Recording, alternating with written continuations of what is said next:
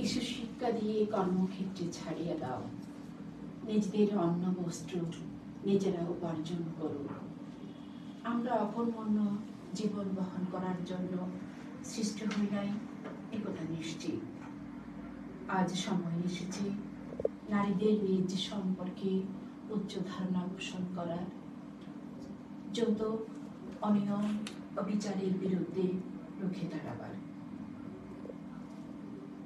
প্রিয় সুধী, কথাগুলো আমার নয়, কথাগুলো বলেছেন মহিষী বেগম রোকেয়া সাখাওয়াত হোসেন। মহিষী বেগম রোকেয়া নারী জাগরণের প্রতিকৃত তথা এই উপমহাদেশের মানবাধিকার আন্দোলনের অন্যতম পুরোধা, যিনি শত সহস্র বৎসরের কুসংস্কার আর সমাজের শাসন শোষণের শৃঙ্খল ভেঙে নারীকে সভ্যতার আলোকবর্তিকা দেখাতে অগ্রণী ভূমিকা পালন করেছেন। আজ তার জন্ম ও প্রয়াণ দিবস। 1880 সালের এই 9 ডিসেম্বর তিনি জন্মগ্রহণ করেন এবং 1932 সালের এই 9 ডিসেম্বর তিনি প্রয়াত হন। আমরা বিনম্র চিত্তে স্মরণ করছি এই মহিষী নারীকে।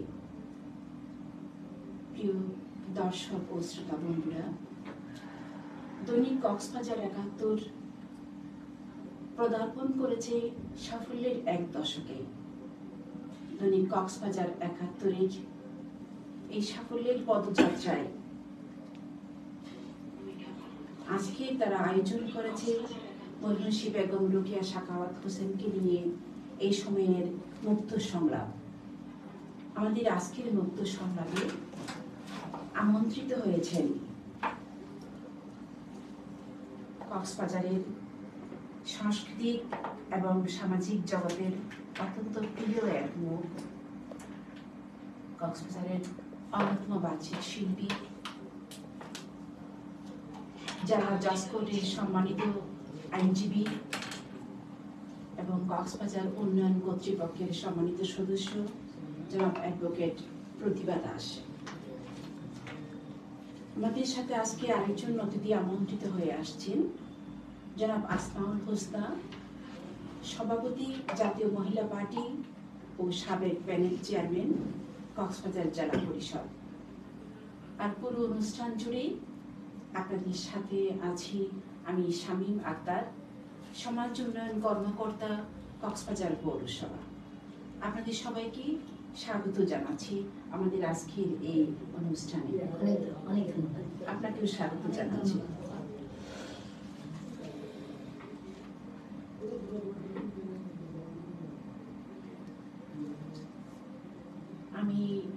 প্রথমেই আমি যেতে চাচ্ছি আমাদের অ্যাডভোকেট প্রতিভা দাসের কাছে। মহিষী বেগম রোকেয়া 19 শতকের গোড়ায় দাঁড়িয়ে নারী মুক্তির লক্ষ্যে যে আন্দোলনের কথা বলেছিলেন তা এখনো সমান প্রাসঙ্গিক। আপনার নিকট আমার প্রশ্ন, রোকেয়ার দেখানো পথ বা তার স্বপ্ন বাস্তবায়নে, বিশেষ করে শিক্ষায়, স্বাবলম্বিতায়, আত্ম উপার্জনে, সজাগ সচেতনতায় আমরা ঠিক কতটা এগোতে পেরেছি বলে আপনি মনে করেন? বেগম রোকেয়ার পথ ধরে তো আমরা এখনো এগোচ্ছি, আমরা পুরোপুরি কিন্তু এগোতে পারিনি, আমরা এখনো কিন্তু এগোচ্ছি। আপনি প্রথমেই শুরুতেই যে কথাটা বললেন যে ওনার একটা বাড়ি বললেন যে নারীদের শিক্ষিত করে ছেড়ে দাও, তারা নিজেরাই নিজেদের কর্মসংস্থান করে নেবে। এটা কিন্তু একটা বিশাল একটা ব্যাপার। এই একটা ওনার একটা কথাতেই বোঝা যায় নারী শিক্ষার গুরুত্বটা কতটা। এবং উনি ওই সময়ে উনি তো ওই সময় যেটা অবরোধ বাসিনী লিখেছে, আসলে অবরোধ বাসিনী তো তখন ছিল, তখন তো আসলে মেয়েরা ঘরে কোনো বন্দি ছিল, বিভিন্ন ধর্মীয় বেড়াজালে মেয়েদের আসলে ঘরের ভেতরে আটকে রাখা হয়েছিল। সেই অবস্থা থেকে তখন কিন্তু এই শিক্ষাটাও কিন্তু নারীদের জন্য তেমন এত সহজ ছিল না, তখন মোটামুটি নিষিদ্ধ হয়ে বলা যায়। তো উনি কিন্তু সেই সময় থেকে অনেক লুকিয়ে কিন্তু তিনি কিন্তু মানে তার ভাই থেকে পরবর্তীতে তার স্বামীর কাছ থেকে শিক্ষা গ্রহণ করেছেন এবং পরবর্তীতে আপনি তো নিজেই জানেন উনি স্কুল প্রাতিষ্ঠানিক সুযোগ পাননি, কিন্তু পরবর্তীতে কাছ থেকে শিখেছেন। হ্যাঁ, এবং পরবর্তীতে তিনি নিজেও কিন্তু স্কুল প্রতিষ্ঠা করেছিলেন এবং সেই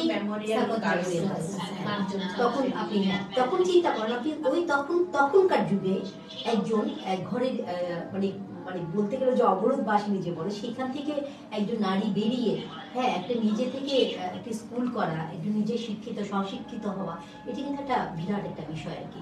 তো এই শিক্ষার ওই যে উনি বললেন যে কর্মসংস্থান যে আত্মসংস্থান, এটি কিন্তু আসলে নারী উন্নয়নের জন্য, বিশেষ করে নারীর উন্নয়নের জন্য, নারীর ক্ষমতায়নের জন্য আপনার শুধুমাত্র শিক্ষা হলেই হবে না, তাকে কিন্তু স্বাবলম্বী হতে হবে।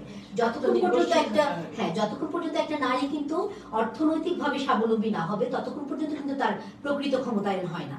কারণ আপনি যদি অর্থনৈতিকভাবে স্বাবলম্বী যতক্ষণ না হবে ততক্ষণ কিন্তু আপনার কথার কোনো গুরুত্ব কিন্তু থাকে না। আপনি আপনার ফ্যামিলিতে, প্রথমে হচ্ছে আপনার যে ফ্যামিলিতে আমরা বিলং করি, যেই ফ্যামিলি থেকে আমাদের মূল শিক্ষা শুরু হয়, সেখানেই তো আপনার সেখান থেকে তো আপনার অধিকার আপনার প্রতিষ্ঠিত হতে হবে। আপনি যদি অর্থনৈতিকভাবে স্বাবলম্বী না হন তাহলে কিন্তু আপনার কোনো কিছুতে আপনার গুরুত্ব থাকবে না, কোনো সিদ্ধান্ত গ্রহণের সেই ক্ষমতাটাই থাকবে না। আপনি যদি নারী, এবং আমি প্রায় সময় বলি যে আপনি একটা শিক্ষিত একটা মানে ছেলে মেয়ে উভয় তো শিক্ষার দরকার আছে, তবে একটা মেয়ের শিক্ষার কিন্তু অনেক বেশি দরকার এই কারণে যে একটা ছেলে মনে করেন যে সে শিক্ষিত হলো না, সে বখাটে হয়ে গেল, কিন্তু সে ভবিষ্যতে গিয়ে দেখা যায় কিছু একটা করে সে কিন্তু তার কর্মসংস্থান করতে পারছে, সে জীবিকা, সে টমটম চালায় হোক, সে রিক্সা চালায় হোক, সে মাটি কেটে হোক, সে কিন্তু তার কর্মসংস্থান করতে পারছে। কিন্তু একজন মেয়ের পক্ষে কিন্তু সেটা সম্ভব নয়। এই জন্য একটা মেয়েকে তার কি করতে হবে, তার শিক্ষিত হতে হবে।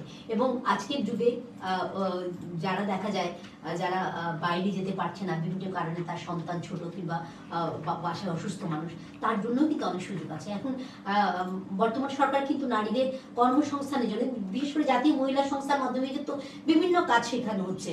হ্যাঁ, যে শুধু শিক্ষা না, শিক্ষিত হলে হবে না, কারিগরি সংস্থা নয়, পাশাপাশি মহিলা বিষয়ক অধিদপ্তর, সমাজ সেবা অধিদপ্তর, বিভিন্ন ট্রেনিং দেওয়া হচ্ছে, কম্পিউটার ট্রেনিং হতে শুরু করে সেলাই ট্রেনিং হতে শুরু করে বিভিন্ন ধরনের ট্রেনিং দেওয়া হচ্ছে, যাতে সে যাতে সে আত্মনির্ভরশীল হয়, যাতে সে স্বাবলম্বী হয়। আপনি দেখেন যে নারী দেখা যাচ্ছে বাইরে গিয়ে 9টা 5টা অফিস করতে পারছে না, সেই কিন্তু ঘরে বসে বসে এখন ফ্রিল্যান্সিং করে কিন্তু অনেক টাকা পয়সা ইনকাম করছে। তো যতক্ষণ পর্যন্ত এই যে নারী শিক্ষিত হয়ে যতক্ষণ পর্যন্ত স্বাবলম্বী হতে না পারবে ততক্ষণ পর্যন্ত আসলে আমরা প্রকৃতভাবে আমাদের বেগম রোকেয়া সাখাওয়াতের যে স্বপ্ন ছিল ওই স্বপ্নটা কিন্তু ততদিন পর্যন্ত আমরা বাস্তবায়ন করতে পারবো না।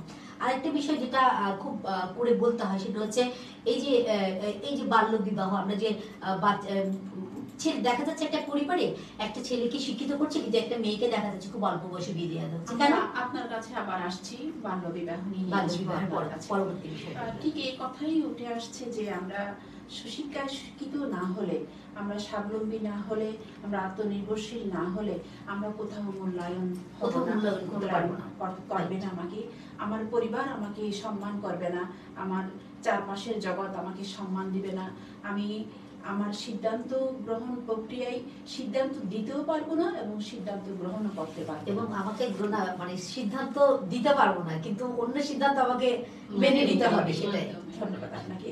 আমি যাচ্ছি আমাদের আজকের অতিথি আসমাউল হোসনার কাছে।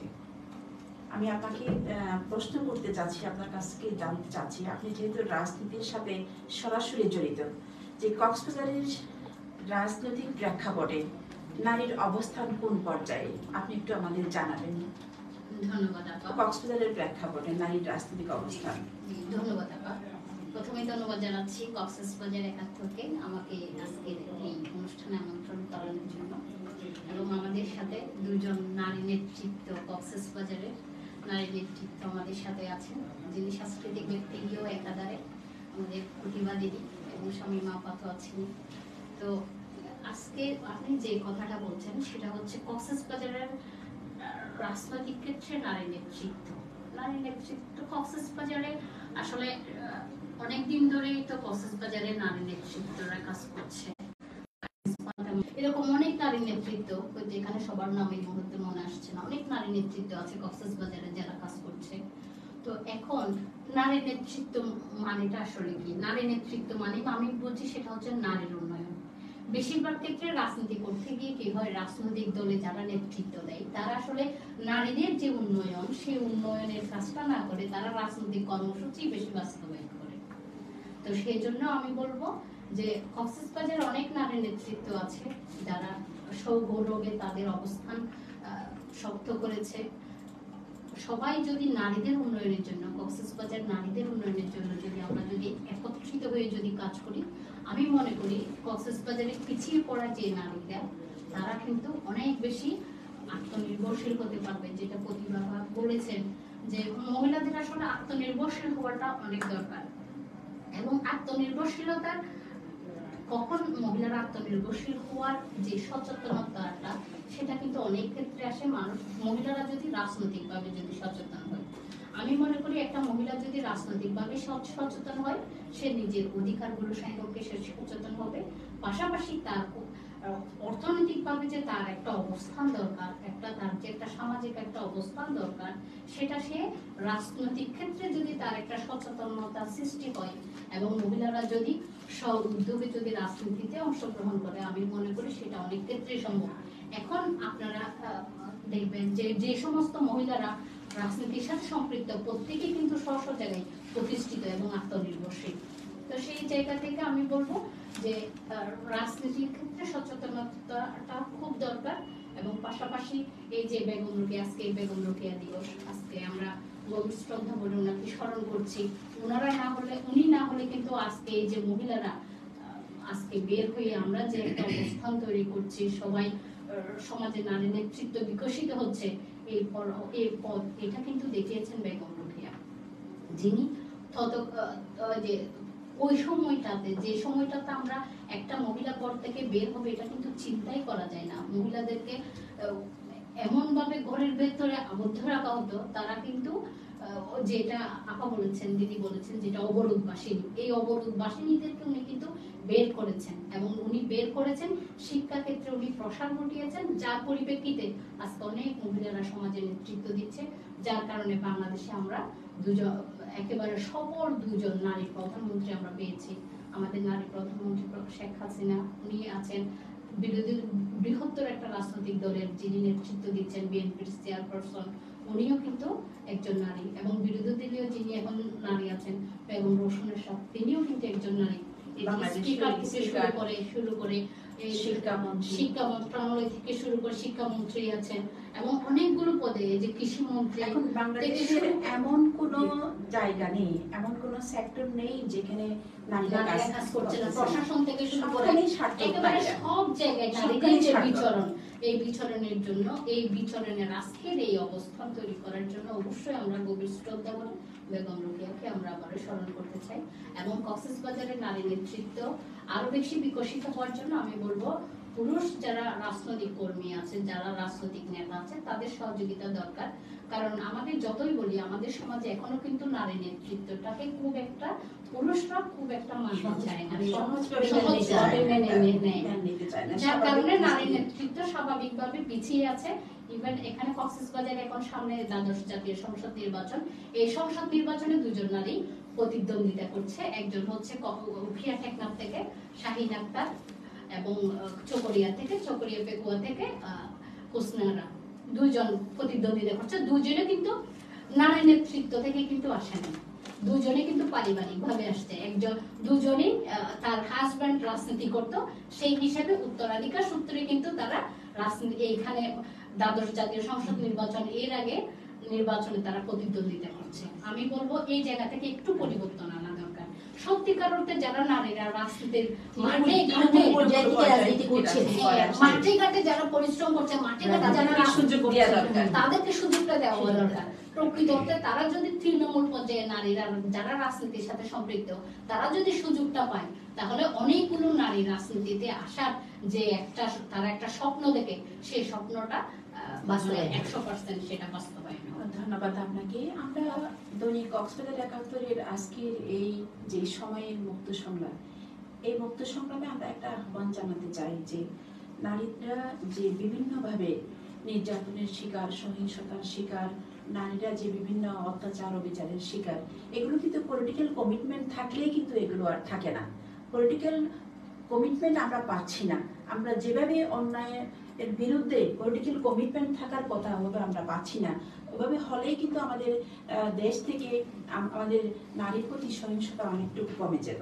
আমি এবার আসতে চাই আমাদের অ্যাডভোকেট প্রতিভা দাসের কাছে, যে আপনি বাল্য বিবাহ নিয়ে কথা বলতে চেয়েছিলেন।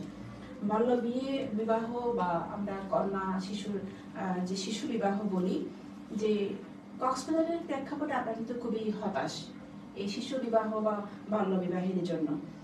আপনি আমাদের জজ কোর্টে রয়েছেন, আপনি বিভিন্নভাবে আইনের দিক দিয়ে এই বিষয়গুলো আপনি দেখেন, আপনি লিগেল এইড সাপোর্টার হিসেবেও রয়েছেন।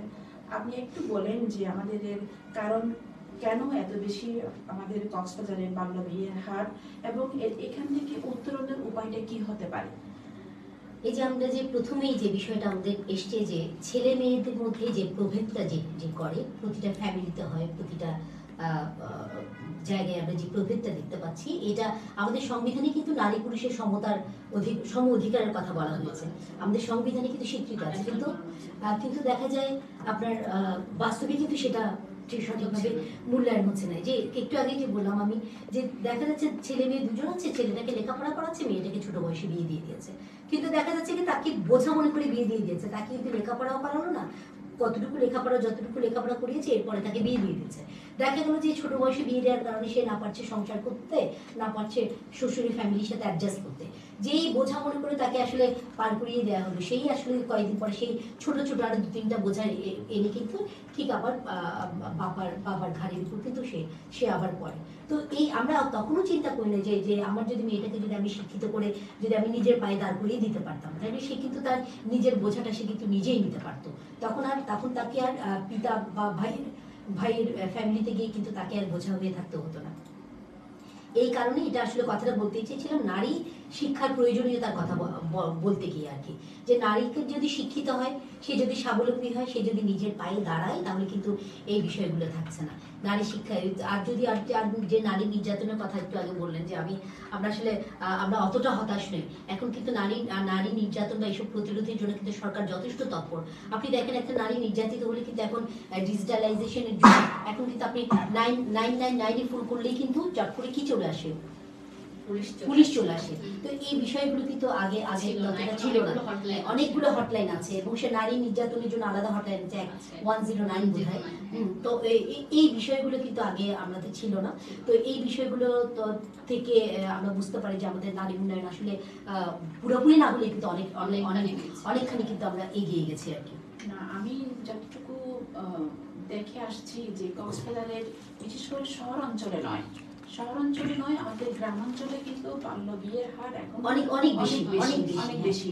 লুকিয়ে আপনার বয়সকে তারা 14-15 বয়সকে যে জন্ম সনদে 18 ঊর্ধ্ব করে বানিয়ে তারা বিয়ে দিচ্ছে, কিংবা বিবাহ রেজিস্ট্রেশন ছাড়া তারা কোনো কাবিন না করে সাধারণত মৌলবী দ্বারা বিয়ে করিয়ে দিচ্ছে, এবং কাবিননামাটাও তখন দেয় না, তখন দেখা যাচ্ছে 18 বছর হয়ে যায়, তখন তারা কাবিননামাটা দেয়।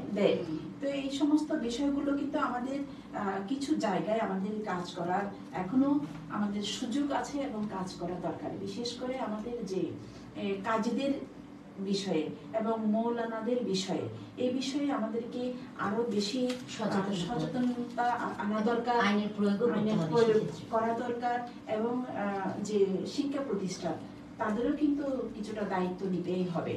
তাদেরও কিন্তু জানা থাকে যে কখন কোন মেয়ের বিয়ে হচ্ছে না হচ্ছে, কে স্কুলে নিয়মিত আসছে না, তাকে সে কেন আসছে না, তাকে নিয়মিত করার দায়িত্ব কিন্তু আমাদের শিক্ষক মহলের।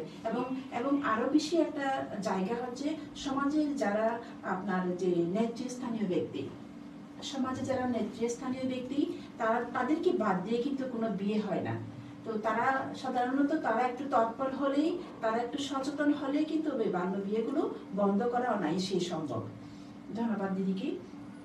আমি আসমাউল হোসনা আপার কাছে যেতে চাচ্ছি, যে কক্সবাজারের যে নারী উদ্যোক্তা বা পর্যটন শিল্পের বিকাশের ক্ষেত্রে আমাদের নারীদের যেটুকু আমরা এগিয়ে আসছি, যে পরিমাণ নারীরা কাজ করতেছে, এই পরিমাণ কাজে আমরা সন্তোষজনক কিনা, না আমাদের আরো বেশি কাজ করার এখানে জায়গা আছে, আরো বেশি কাজ করা উচিত বলে আপনি মনে করেন? ধন্যবাদ আপা।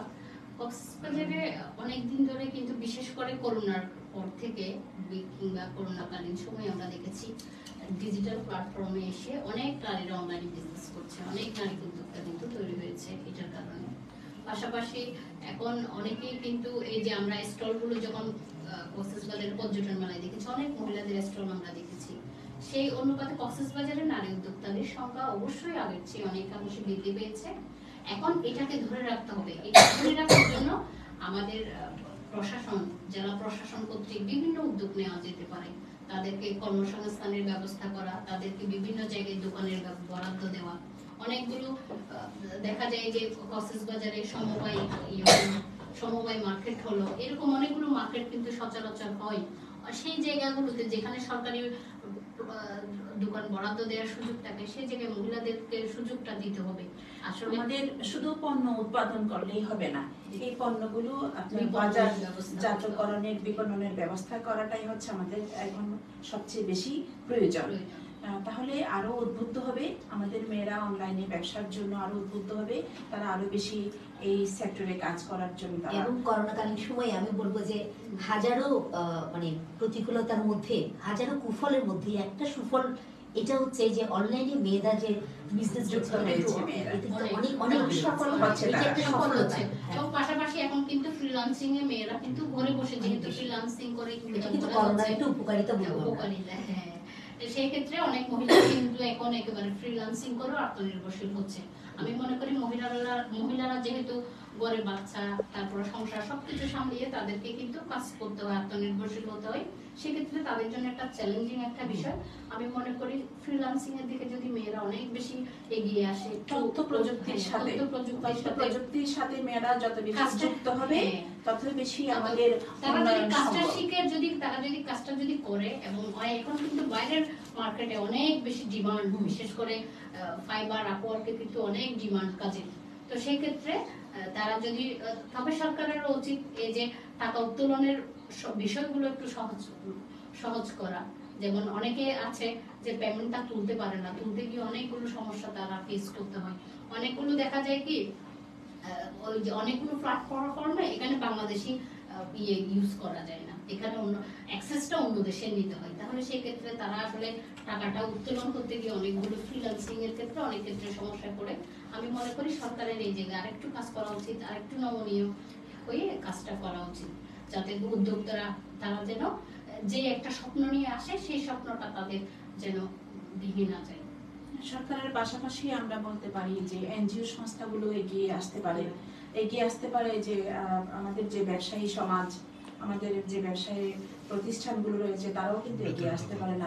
তবে আমরা খুব আশাবাদী যে এই কয়েক বছরে মানে ডিজিটালাইজেশন যে পরিমাণ অভূতপূর্ব কাজ সরকার করেছে কিন্তু সেক্ষেত্রে সেটা কিন্তু অদূর ভবিষ্যতে যে আপনি যে সমস্যাগুলোর কথা বললেন, ছোটখাটো সমস্যা খুব অচিরেই সমাধান হয়ে যাবে বলে আমরা আশা করছি। এবং যুব উন্নয়ন অধিদপ্তর কিন্তু অলরেডি কক্সবাজারে অনেকগুলো উপজেলাতে এখন কিন্তু ট্রেনিং শুরু করেছে, অনেকগুলো ট্রেনিং শুরু করেছে। তাই তারা সেখানে বিভিন্ন ট্রেন্ডের উপর তারা এখানে কিন্তু প্রশিক্ষণ দিচ্ছে। দিদি, আমরা জানি যে নারীর প্রতি সহিংসতা প্রতিরোধে আমাদের সরকারের অনেকগুলো আইন রয়েছে, অনেকগুলো বিধিবিধান রয়েছে।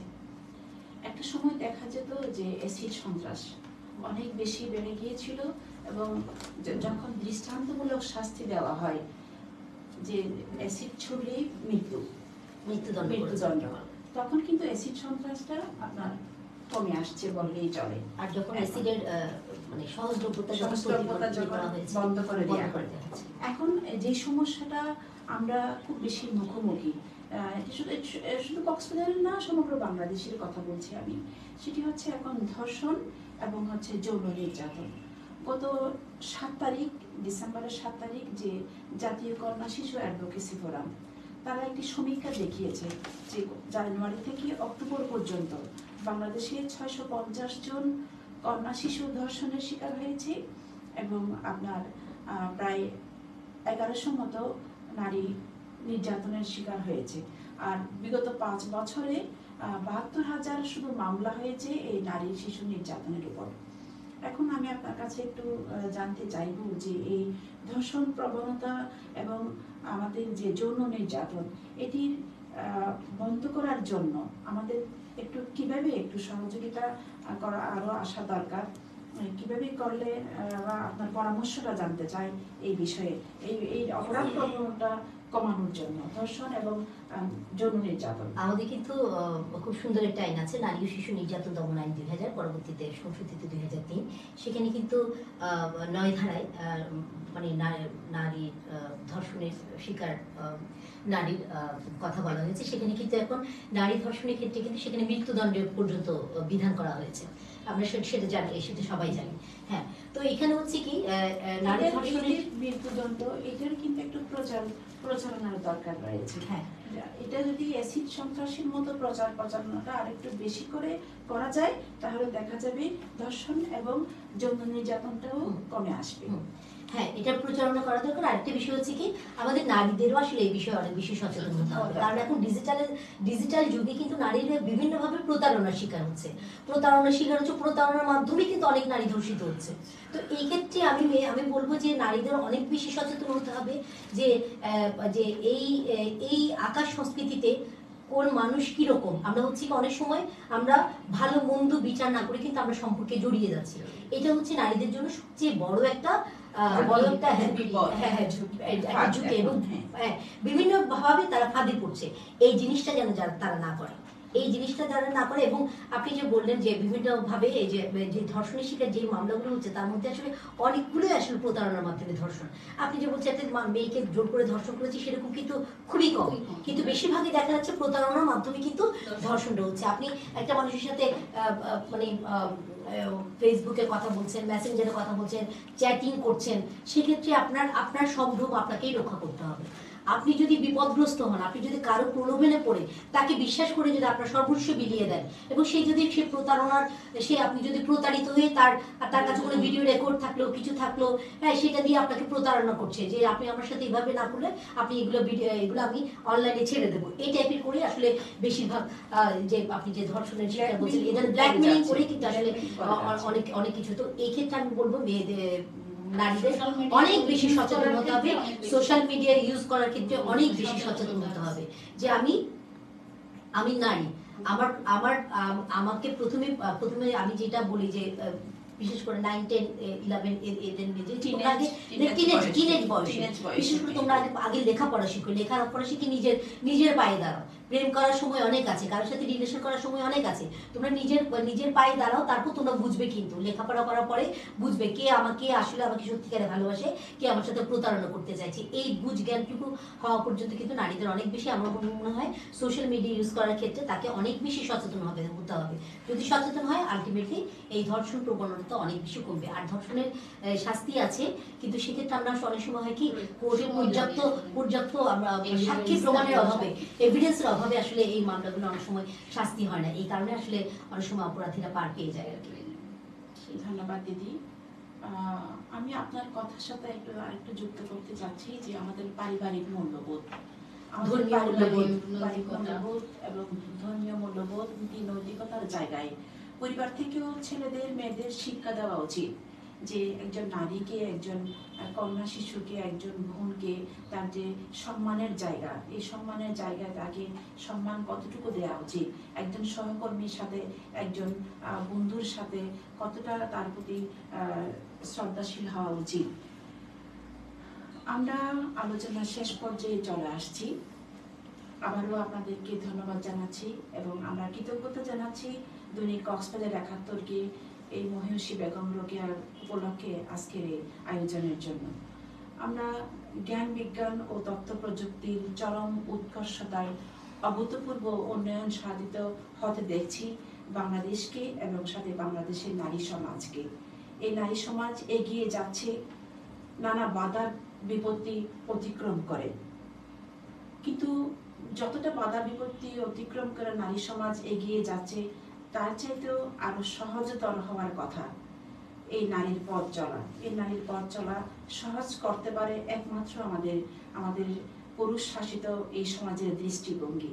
নারীর প্রতি যতটা শ্রদ্ধাশীল হওয়া দরকার, নারীকে যতটা মূল্যায়ন করা দরকার, ততটা মূল্যায়ন করলে, শ্রদ্ধা করলে, নারীর প্রতি সহনশীল হলে, তাহলে বাংলাদেশ আরো দ্রুত গতিতে এগিয়ে যাবে এবং টেকসই উন্নয়নে বাংলাদেশ সারা বিশ্বের সাথে তাল মিলিয়ে যাবে। আমাদের আজকের আয়োজনে আমরা এখানে শেষ করতে যাচ্ছি। আবার দেখা হবে অন্য কোনো বিষয় নিয়ে অন্য দিনে। ধন্যবাদ সবাইকে।